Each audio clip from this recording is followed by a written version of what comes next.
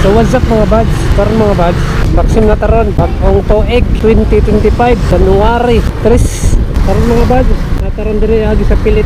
Hihingaw naman ng booking sa Maxim. Pagka Desembre, perti kadagan ng booking. Dagang wala tayo driver kay lagi nagbakasyon. Kaya ako po, apil pong bakasyon. So karon balik tagbiyahe karon. Ato ning tilopon.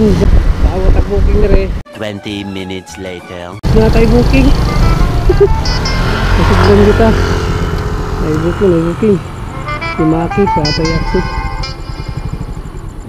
Mandawi, Claridel Street. I-cancel. Agkalay klaro. Sige lang. Palagi nyo i-cancel.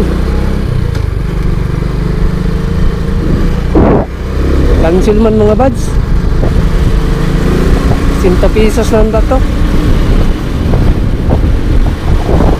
Gilang kita ang taglain.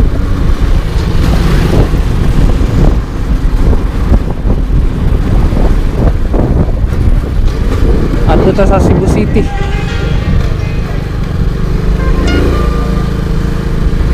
Cancel niya ay.